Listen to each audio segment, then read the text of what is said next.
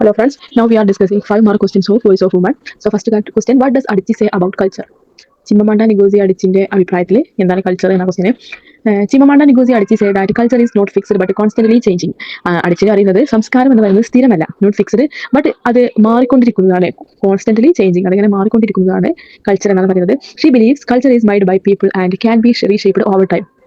സംസ്കാരം മനുഷ്യന്മാരെ നിർമ്മിച്ചതാണ് ആൻഡ് അതിനെ മാറ്റാനാകുമെന്നും പറയുന്നത്. അതായത് അതിനെ റീഷേപ്പ് ചെയ്ത് കണ്ട് എടുക്കാൻ നമുക്ക് വേണമെങ്കിൽ കൾച്ചർ എന്തെങ്കിലും പ്രശ്നങ്ങൾ ഉണ്ടെങ്കിൽ നമുക്കത് മാറ്റിയെടുക്കാൻ പറ്റുന്നതാണ് കൾച്ചർ. അടിച്ച് criticise the idea that culture should justify inequality. അതായത് എന്തെങ്കിലും ഒരു ഇൻഇക്വാലിറ്റി സമൂഹത്തിലുണ്ടായാലേ അത് ന്യായീകരിക്കാൻ വേണ്ടി കണ്ട് അത് ശരിയാണ് എന്ന് പറയാൻ വേണ്ടി പലപ്പോഴും കൾച്ചർ ഉപയോഗിക്കുന്നുണ്ട്.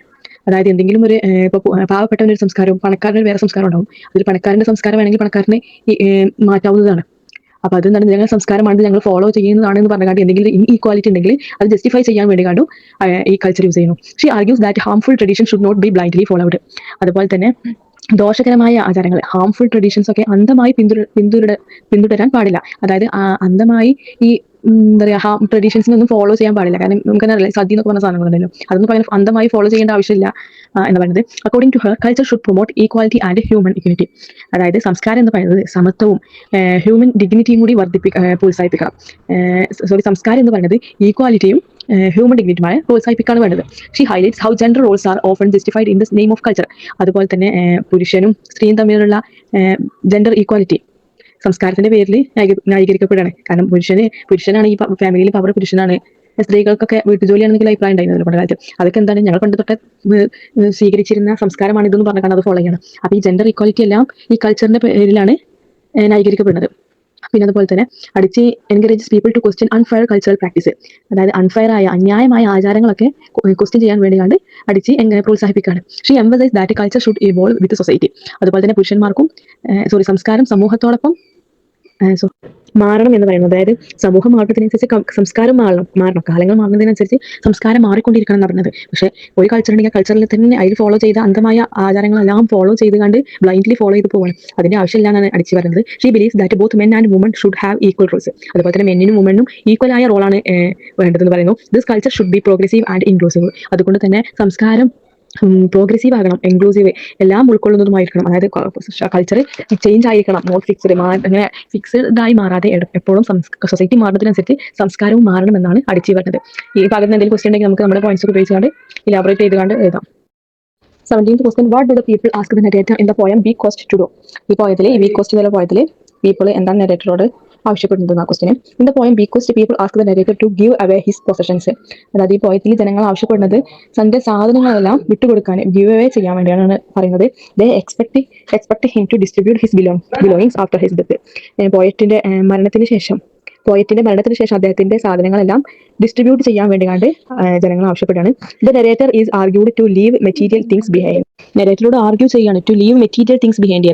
ചെയ്ത് ഭൗതികമായ വസ്തുക്കളെല്ലാം വിട്ടുകൊടുക്കാൻ വേണ്ടിക്കാണ്ട് പീപ്പിൾസ് പ്രേരിപ്പിക്കുകയാണ്. However he believes natural more than material wealth. പക്ഷെ കവി പറയുന്നത് കവിക്ക് പ്രകൃതിയാണ് കൂടുതൽ പറയാം.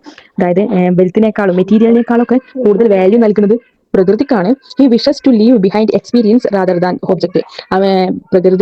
അദ്ദേഹം ലീവ് ചെയ്യാൻ, കൊടുക്കാൻ ഉദ്ദേശിക്കുന്നത് അനുഭവങ്ങളാണ്. വസ്തുക്കളിലേക്കാളും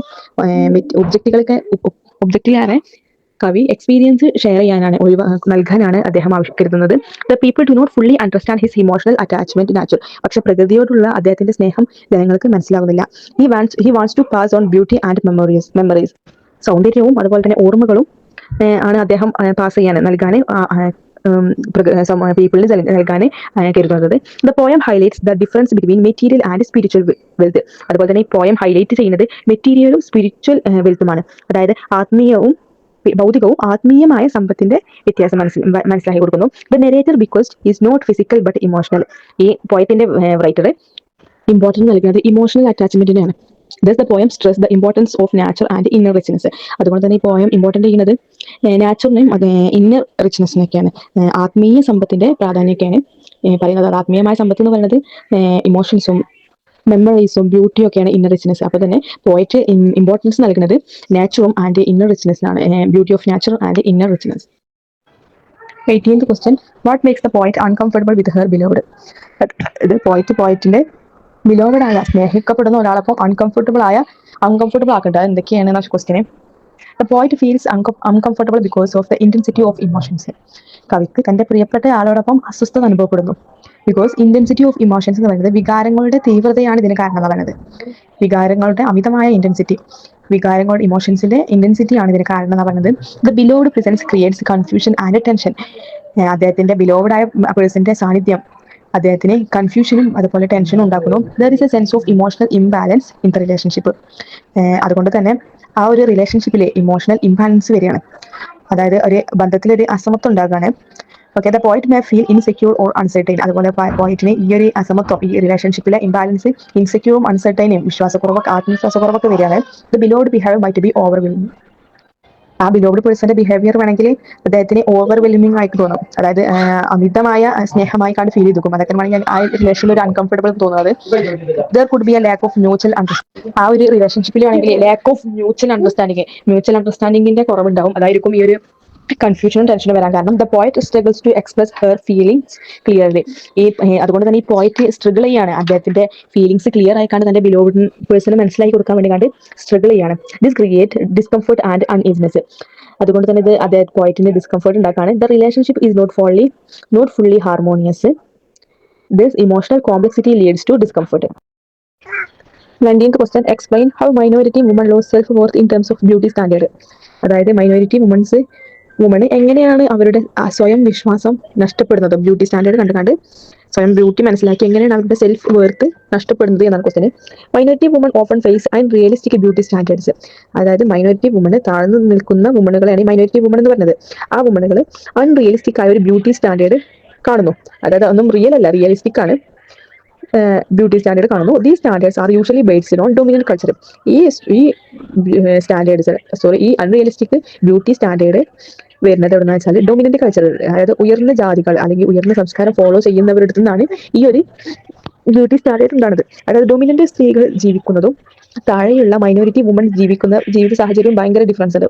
സോ അതിനനുസരിച്ച് അവരുടെ ശരീരത്തിലും വ്യത്യാസം വരാം. പക്ഷേ ഈ താഴ്ന്ന സ്ത്രീകളെ ഒരു ബ്യൂട്ടി സ്റ്റാൻഡേർഡായി കാണുന്നത് ഡൊമിനന്റ് കൾച്ചർ ഫോളോ ചെയ്യുന്ന സ്ത്രീകളുടെ സൗന്ദര്യം നോക്കിക്കൊണ്ടാണ്. So features like fair skin and certain body types are preferred. അതായത് വെളുത്ത സ്കിന്നും ഫയർ സ്കിന്നും അല്ലെങ്കിൽ പ്രത്യേക തരം ബോഡിയൊക്കെയാണ് ഇതിൽ മുൻഗണന നൽകുന്നത്. അതായത് താഴ്ന്ന സ്ത്രീകൾ ചിലപ്പോൾ ഭയങ്കര വർക്ക് ചെയ്യുന്നതും വെയിലത്ത് പണിയെടുക്കുന്നതൊക്കെ ആവും. പക്ഷെ അവർക്ക് ഒരിക്കലും ഡൊമിനന്റ് ആയി നിൽക്കുന്ന, അവർ വെയിലത്ത് ഇറങ്ങാതെ അങ്ങനത്തെ ഒരു പ്രകൃതിയാണെങ്കിൽ അവർ ഒബ്വിയസ്ലി അവർ ഫെയർ സ്കിൻ ആവും. സോ ആ ഒരു അവരുടെ ബോഡി ടൈപ്പും അവരുടെ ഫെയർ സ്കിന്നൊക്കെയാണ് ഫീച്ചർ ചെയ്യുന്നത്. This makes minority woman feel inferior. ഇത് കാണുമ്പോൾ മൈനോറിറ്റി വുമൻസിന് ഇൻഫീരിയർ കോംപ്ലക്സ് ഉണ്ടാവും. They may start to dislike their natural appearance. So അതുകൊണ്ട് തന്നെ അവർക്ക് അവരുടെ നാച്ചുറൽ അപ്പിയറൻസിനെ ഇഷ്ടപ്പെടാതെ വരും. Media plays a major role in shaping such standards. ഈ ബ്യൂട്ടി സ്റ്റാൻഡേർഡ് ഉണ്ടാക്കുന്നതിന് മേജർ റോൾ ഉണ്ടാക്കുന്നത് മീഡിയ ആണ്. This leads to loss of confidence and self esteem. ഇതോടെ സെൽഫ് എസ്റ്റീമും സ്വയം വിശ്വാസവും ആത്മവിശ്വാസം എല്ലാം ഈ മൈനോറിറ്റി വുമണിന് കുറയാണ്. Woman may try to change themselves to fit in. അതുകൊണ്ട് തന്നെ ഈ സ്റ്റാൻഡേർഡ് മറികടക്കണം എന്നൊരു വിശ്വാസത്തിൽ ദേ ട്രൈ ടു ചേഞ്ച്, അതായത് അവർ ചേഞ്ച് ചെയ്യാണ് to like a dominant woman. So woman may try to change themselves to fit in. This creates emotional and psychological stress. ഇത് അവരുടെ മാനസികമായും ശരീരപരമായൊക്കെ ഒരു സ്ട്രെസ് ഉണ്ടാക്കാണ്. This beauty standards negatively affect their self worth. പക്ഷെ അവർക്ക് അങ്ങനെ ഫോളോ ചെയ്യാൻ കഴിയില്ലല്ലോ, കാരണം അവർ അങ്ങനെ ഒരു കൾച്ചറും അങ്ങനെ ഒരു ജീവിത സാഹചര്യം ഫോളോ ചെയ്യുന്ന ആളുകളാവില്ല. അതുകൊണ്ട് തന്നെ they can follow that culture. So this beauty standards negatively affect. അതുകൊണ്ട് തന്നെ ഈ ബ്യൂട്ടി സ്റ്റാൻഡേർഡ് ഒക്കെ നെഗറ്റീവ്ലി ആയിരിക്കും ഈ വുമണിനെ അഫക്ട് ചെയ്യുക. ആൻഡ് ദയർ സെൽഫ് വർത്ത്, അവരുടെ സ്വയം വിശ്വാസവും സ്വയം കോൺഫിഡൻസ് ഒക്കെ നഷ്ടപ്പെട്ട് അവർ ചിലപ്പോൾ ലൈഫിലെ തന്നെ എവിടെയും എത്താത്തൊരു സിറ്റുവേഷൻ വരാം. സോ അതുകൊണ്ട് തന്നെ മൈനോറിറ്റി വുമന്റെ ബ്യൂട്ടി സ്റ്റാൻഡേർഡ്സ് അത് ഉണ്ടാക്കാൻ മേജർ റോൾ ഉണ്ടാക്കുന്നത് മീഡിയയാണ്. കാരണം മീഡിയ വഴിയൊക്കെ ആയിരിക്കും ഈ മൈനോറിറ്റി വുമൺ ഇവരുടെ ബ്യൂട്ടി കാണുന്നത്, അവരുടെ ഫെയറി സ്കിന്നും അതുപോലെ അവരുടെ ബോഡി ടൈപ്പ് ഒക്കെ കാണുന്നത് ത്രൂ ദ മീഡിയ. സോ മീഡിയയാണ് ഇതിലൊരു മേജർ റോൾ ഉണ്ടാക്കുന്നത് to shaping such standard. So what is the message that Eva has for her daughters? Eva തന്റെ മക്കൾക്ക് നൽകിയ ഉപദേശം എന്താണെന്ന question. Eva advises her daughters to be strong and independent.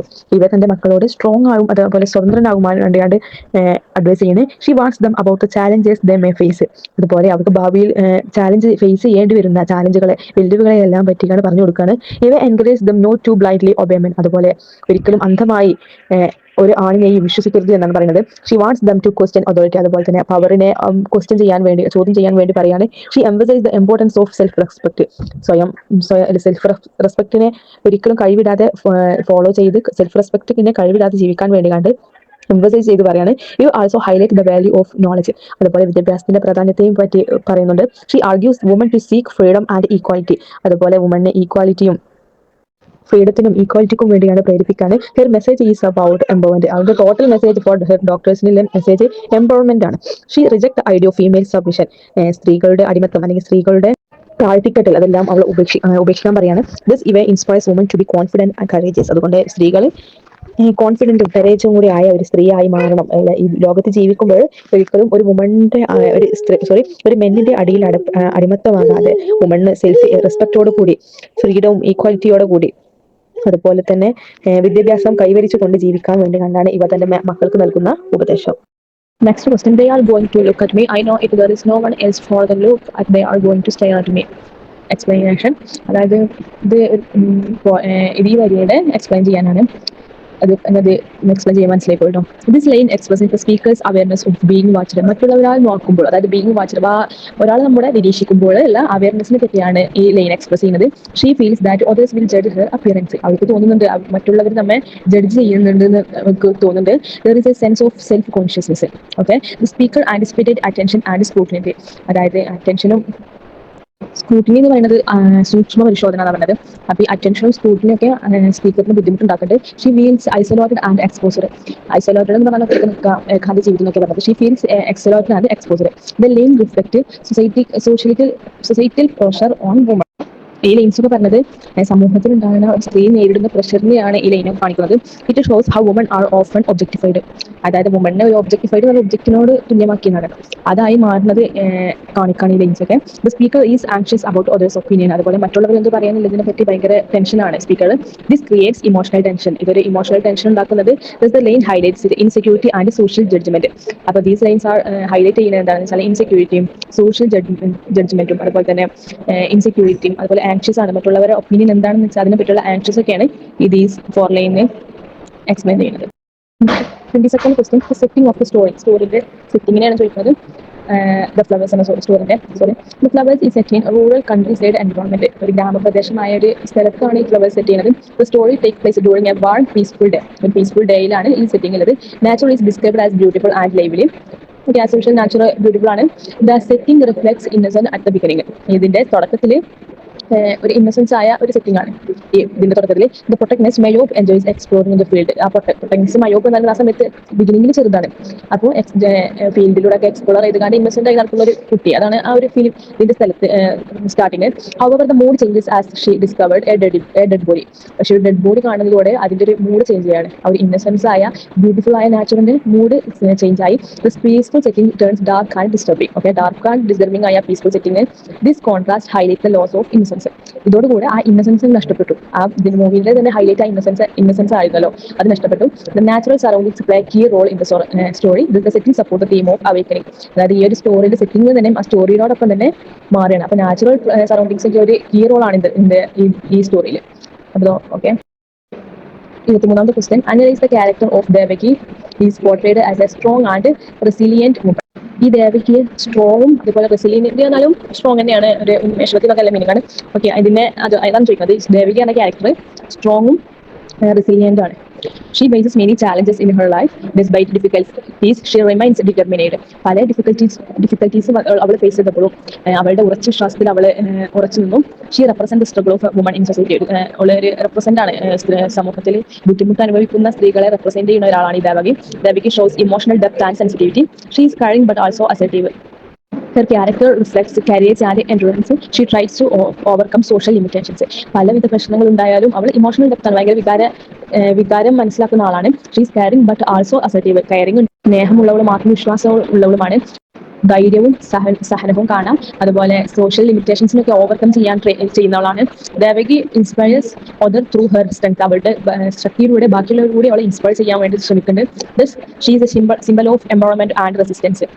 സ്ത്രീയുടെ ഉയർച്ചയ്ക്കും അല്ലെങ്കിൽ സ്ത്രീകൾക്ക് എംപവർമെന്റ് വരണമെങ്കിൽ അല്ലെങ്കിൽ നിലനിൽപ്പിനും ഉള്ള ഒരു സിംബലായി കണ്ടാണ് അവളെ കണക്കാക്കുന്നത്. കാരണം അത്രക്കും ചാലഞ്ച് ഓരോ ഹ്യൂമൻസ് ഫേസ് ചെയ്യുന്ന ചാലഞ്ചുകൾ അവൾ ചെയ്താലും അവൾ ഡിറ്റർമിനൈഡ് ആയിക്കാണ്ട് അവളുടെ വിശ്വാസത്തിൽ അവൾ ഉറച്ചു നിന്ന് തളരാതെ മുന്നോട്ട് പോയ ഒരാളാണ് ദേവകി.